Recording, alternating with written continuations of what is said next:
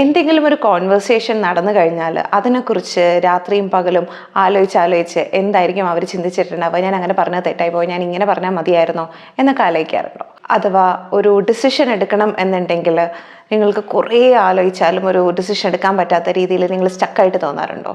ഇതിൻ്റെ waste outcomes മാത്രം ആലോചിച്ച് കൺഗ്രാറ്റുലേഷൻസ്, നിങ്ങൾ ഓവർ തിങ്കിങ് എക്സ്പീരിയൻസ് ചെയ്തിട്ടുണ്ട്.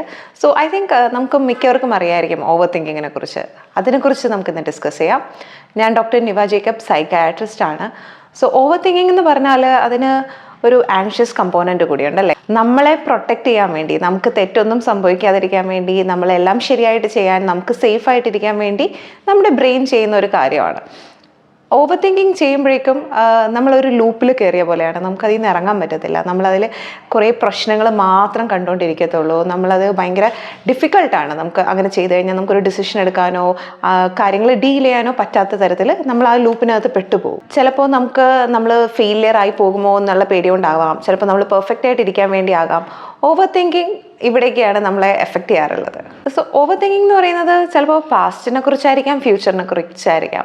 സോ പാസ്റ്റിനെ കുറിച്ചെന്ന് പറയുമ്പോൾ ഞാൻ നേരത്തെ പറഞ്ഞ പോലെ നമ്മൾ ചെയ്ത കാര്യങ്ങൾ, അവിടെ എന്തെങ്കിലുമൊക്കെ തെറ്റായിട്ട് സംഭവിച്ചിട്ടുണ്ടാവുമോ, ഞാൻ പറഞ്ഞത് തെറ്റായി പോയോ, അല്ല ഞാൻ അങ്ങനെ ചെയ്യരുതായിരുന്നോ, ഇങ്ങനെ ചെയ്യണമായിരുന്നോ. ഇപ്പോൾ ജോലിയിൽ നമ്മൾ ചെയ്തൊരു കാര്യം, പറഞ്ഞൊരു കാര്യം, അതിനെക്കുറിച്ച് അയ്യോ ഞാൻ വേറെ രീതിയിൽ പറഞ്ഞാൽ മതിയായിരുന്നു, അല്ലെങ്കിൽ ഒരു മെസ്സേജ് ആർക്കെങ്കിലും അയച്ചിട്ട് അയാൾ റെസ്പോണ്ട് ചെയ്തിട്ടില്ല എന്നുണ്ടെങ്കിൽ അതിനെക്കുറിച്ച് ഇങ്ങനെ ഓവർ തിങ്ക് ചെയ്തുകൊണ്ടിരിക്കുക. അവരെന്നെക്കുറിച്ച് തെറ്റായിട്ട് വിചാരിച്ചിട്ടായിരിക്കും, അവർ ഇതായിരിക്കില്ല ചിലപ്പോൾ എക്സ്പെക്ട് ചെയ്ത ഒരു റെസ്പോൺസ് എൻ്റെ അടുത്ത് നിന്ന്, അവരതായിരിക്കില്ല ഉദ്ദേശിച്ചത് എന്നൊക്കെ പറഞ്ഞ് നമ്മൾ ഓവർ തിങ്ക് ചെയ്തുകൊണ്ടിരിക്കുക. അല്ല ഇനി ഫ്യൂച്ചറിനെ കുറിച്ച്, ഇപ്പോൾ നമ്മൾ ഒരു ഓഫ് എടുക്കണം, ഞാൻ എന്ത് ഡ്രസ്സ് നാളെ ഇടണം, അല്ലെങ്കിൽ ആ ഒരു പാർട്ടിക്ക് പോകുമ്പോൾ ആ ഡ്രസ്സ് ഇട്ട് കഴിഞ്ഞാൽ പ്രശ്നമാകുമോ, ഇങ്ങനെ ഒരാളുണ്ടെങ്കിൽ അവരോട് എങ്ങനെയാണ് സംസാരിക്കേണ്ടത്, അത് പ്രശ്നമാകുമോ. ഇപ്പോൾ നാളെ ഒരു ട്രാവൽ ചെയ്യണമെന്നുണ്ടെങ്കിൽ അയ്യോ ആ ഇത് ഫ്ലൈറ്റ് മിസ്സായി പോയാൽ എന്ത് ചെയ്യും, അല്ലാന്നുണ്ടെങ്കിൽ ആ സമയത്ത് അത് കിട്ടിയില്ലെങ്കിൽ എന്ത് ചെയ്യും, ഇങ്ങനെ വന്നാൽ എന്ത് ചെയ്യും എന്നൊക്കെ പറഞ്ഞ്, അല്ലെങ്കിൽ എക്സാംസിനെ കുറിച്ചായിരിക്കാം. എക്സാമിന് എനിക്ക് കറക്റ്റ് ഞാൻ രാവിലെ എഴുന്നേറ്റില്ലെങ്കിലോ, അല്ലെങ്കിൽ ആ സമയത്ത് പോകുമ്പോൾ ഞാനത് മറന്നു പോയാലോ, ഞാനത് ചിന്തിച്ചില്ലെങ്കിൽ എന്ത് ചെയ്യും. ചിലപ്പോൾ എക്സാം കുറച്ച് ദിവസം കഴിഞ്ഞിട്ടായിരിക്കാം, നമുക്ക് പഠിക്കാൻ സമയം ഉണ്ടായിരിക്കാം. എന്നാലും നമ്മൾ ഇതിനെക്കുറിച്ചൊക്കെ ഒത്തിരി ഓവർ തിങ്ക് ചെയ്ത് നമ്മൾ തന്നെ ആ ഒരു സ്പൈറലിട്ട് നമ്മൾ ഭയങ്കര ആങ്ഷ്യസ് ആവാറുണ്ട് അല്ലേ. കുറേ പേരോട് ഓവർ തിങ്ക് ചെയ്യുന്ന കാര്യം പറയുമ്പോൾ ചില ആളുകൾക്ക് ഇത് വലിയ ശീലം ഉണ്ടാവില്ല, ഓവർ തിങ്കിങ് അവർക്ക് ഇല്ല. അപ്പോൾ ബാക്കി ഓവർ തിങ്ക് ചെയ്യുന്ന ആൾക്കാർ, അല്ലെങ്കിൽ ആങ്ഷ്യസ് ആയിട്ടുള്ള ആൾക്കാർ വിചാരിക്കും നിങ്ങൾ എങ്ങനെയാണ് ഇതിനെക്കുറിച്ച് ചിന്തിക്കാതിരിക്കുക, എങ്ങനെയാണ് ഇതിനെക്കുറിച്ച് വറി ചെയ്യാതിരിക്കുക എന്ന്. സോ അപ്പോൾ അവർ എന്താ പറയുന്നത് വെച്ചാൽ ഓവർ തിങ്ക് ചെയ്യാതിരിക്കുക എന്ന് പറയും. സോ അങ്ങനെ ഓവർ തിങ്ക് ചെയ്യാതിരിക്കൂ എന്ന് പറഞ്ഞു കഴിഞ്ഞാൽ അങ്ങനെ നിർത്താൻ പറ്റുന്ന ഒരു കാര്യം അല്ലല്ലോ. സോ എങ്ങനെയാണ് ഇതിനെ ഹാൻഡിൽ ചെയ്യുന്നത്? ചില സമയങ്ങളിൽ നമ്മളിങ്ങനെ സ്പൈറൽ ചെയ്യുമ്പോൾ നമ്മൾ ഇതിൻ്റെ ചീത്ത വശങ്ങൾ മാത്രമേ കാണത്തുള്ളൂ. നമ്മളിപ്പോൾ ഒരു 2 വീലറിൻ്റെ ലൈസൻസ് എടുക്കാൻ വേണ്ടി 8 എടുക്കാൻ നേരത്ത് പറയാറില്ലേ, കമ്പിയിലോട്ട് നോക്കിയാൽ കമ്പിയിലോട്ട് മേടിക്കും, മണ്ണിലോട്ട് നോക്കിയാൽ കറക്റ്റായിട്ട് 8 എടുക്കാൻ പറ്റും. സോ അതേപോലെ തന്നെ നമ്മൾ പ്രശ്നങ്ങളെ കുറിച്ച് ചിന്തിക്കുമ്പോൾ നമ്മൾ പ്രശ്നങ്ങൾ മാത്രമേ കാണത്തുള്ളൂ. സോ ഓവർ തിങ്കിങ് അതേപോലെയാണ്. അപ്പോൾ നമ്മളിത് വേറൊരാളോട് സംസാരിക്കുവാണെങ്കിൽ, അല്ലെങ്കിൽ നമ്മളിതൊന്ന് എവിടെയെങ്കിലും എഴുതി വെക്കുകയാണെന്നുണ്ടെങ്കിൽ നമുക്ക് കുറച്ചൊരു ഡിഫറെൻ്റ് ആയിട്ടുള്ള പേഴ്സ്പെക്റ്റീവ് കിട്ടും. സോ ആ പേഴ്സ്പെക്റ്റീവ് ഡിഫറൻസ് നമ്മളെ ചില സമയത്ത് ഇതിൽ നിന്ന് ഒന്ന് സെറ്റിൽ ചെയ്യാൻ സഹായിക്കും. ഇനി നമ്മളത് എഴുതുമ്പോഴാണെങ്കിലും നമുക്കതിൽ സബ്ജക്റ്റീവായിട്ട്, നമ്മളതിലൊരു ക്യാരക്ടർ അല്ലാതെ നമുക്കതിൽ ഒബ്ജക്റ്റീവായിട്ട് നോക്കാൻ പറ്റും. വേറൊരാൾക്കാണ് പ്രശ്നമെങ്കിൽ നമുക്ക് കുറച്ചുകൂടി ഈസിയാണ് ഹാൻഡിൽ ചെയ്യാൻ. അതേപോലെ നമുക്കതിനെ നോക്കിക്കണ്ട് ഹാൻഡിൽ ചെയ്യാൻ പറ്റും. ആ ഒരു സ്പൈറലിൽ നിന്ന് താഴോട്ട് വരാൻ പറ്റും. ആ ആങ്സൈറ്റി കുറച്ചൊന്ന് താഴോട്ട് വരും. പിന്നെ എനിക്ക് ഏറ്റവും ഇഷ്ടമുള്ളതും എൻ്റെ അടുത്ത് കൂടെ ഞാനും ഓവർ തിങ്ക് ചെയ്യാറുള്ളപ്പോൾ എൻ്റെ ചില സീനിയേഴ്സൊക്കെ എനിക്ക് പറഞ്ഞു തന്നിട്ട് എനിക്ക് ഒത്തിരി ഹെൽപ്ഫുൾ ആയിട്ടുള്ള ഒരു കാര്യമാണ് 1 സ്റ്റെപ്പ് അറ്റ് എ ടൈം. നമുക്ക് കുറേ കാര്യങ്ങൾ ചെയ്യാനുള്ള, അല്ലെങ്കിൽ കുറേ പ്രശ്നങ്ങൾ വരുമ്പോൾ നമ്മളതിനെ ഒരു ഫൈനൽ എൻഡ് വരെ നമ്മളിങ്ങനെ ഓവർ തിങ്ക് ചെയ്ത് ചിന്തിച്ചു പോകും അല്ലേ. അതെന്ത് സംഭവിക്കും, ഇങ്ങനെ എന്ത് സംഭവിക്കും, അത് എന്നൊക്കെ പറഞ്ഞിട്ട് take 1 step at A time.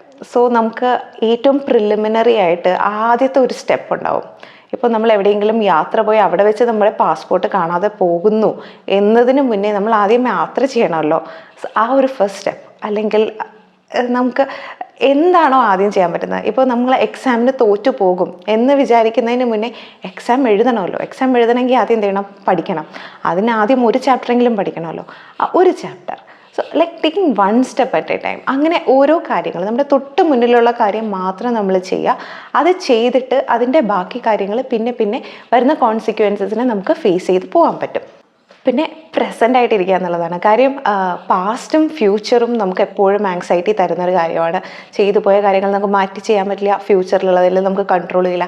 So പ്രസൻറ്റിലായിട്ടിരുന്നിട്ട് നമുക്ക് എന്ത് ചെയ്യാൻ പറ്റുമോ അത് മാറ്റി ചെയ്യുക. അവിടെ നമുക്ക് കറക്റ്റ് ആക്കാൻ പറ്റുന്നത് കറക്റ്റ് ചെയ്യുക.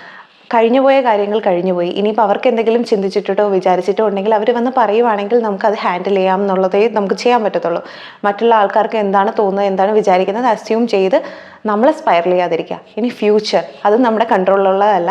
അവിടെ എന്തെങ്കിലും സംഭവിക്കുകയാണെങ്കിൽ നമുക്ക് അപ്പോൾ അത് ഹാൻഡിൽ ചെയ്യാം എന്ന രീതിയിൽ ഇപ്പോൾ നമ്മുടെ കയ്യിലുള്ള കാര്യങ്ങൾ കൺട്രോൾ ചെയ്യാമെന്നുള്ളതേ ഉള്ളൂ. അപ്പോൾ നമ്മൾ കയ്യിലുള്ള ആ പ്രസൻറ്റിനെ മാത്രം ഹാൻഡിൽ ചെയ്യുക. പിന്നെ എപ്പോഴും പറയുന്ന പോലെ ഇംപെർഫെക്ഷൻസിനെ അങ്ങ് ആക്സെപ്റ്റ് ചെയ്യേണ്ടി വരും. ചിലപ്പോൾ നമുക്ക് തെറ്റ് പറ്റും.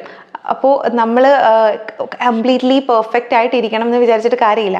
ചിലപ്പോൾ ആ തെറ്റ് പറ്റും എന്ന് ആക്സെപ്റ്റ് ചെയ്യുക. അപ്പോൾ പിന്നെ നമുക്ക് അത്രയും ആങ്സൈറ്റി ഉണ്ടാവത്തില്ല. കാര്യം നമ്മളിങ്ങനെ ചെയ്തു കഴിഞ്ഞാൽ ഇത് കുളവാകും എന്ന് വിചാരിച്ചു കഴിഞ്ഞാൽ അത് കുളവായാൽ എന്ത് ചെയ്യും എന്നുള്ള ഒരു തോട്ട് ഉണ്ടാവില്ല. സോ അത് ആക്സെപ്റ്റ് ചെയ്യുക. പിന്നെ നമ്മുടെ തന്നെ ആ നെഗറ്റീവ് തോട്ട്സിനെ ചലഞ്ച് ചെയ്യുക എന്നുള്ളതാണ്. അതായത് ഇങ്ങനെ പറ്റിയാൽ എന്താ സംഭവിക്കുക, ഞാനിങ്ങനെ ചെയ്യാം, ഇങ്ങനെ ചെയ്യുന്ന എന്താ, ഇങ്ങനെ ചെയ്യാമല്ലോ.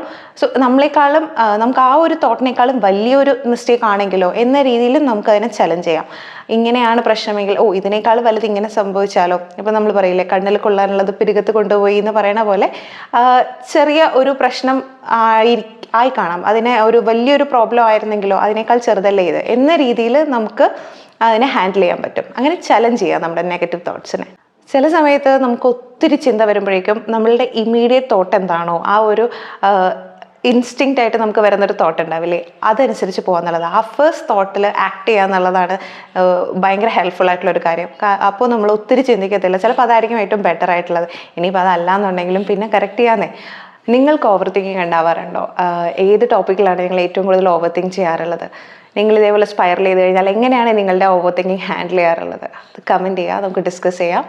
Thank you for watching my video. If you like this, click the like button, share and subscribe to my channel. Thank you.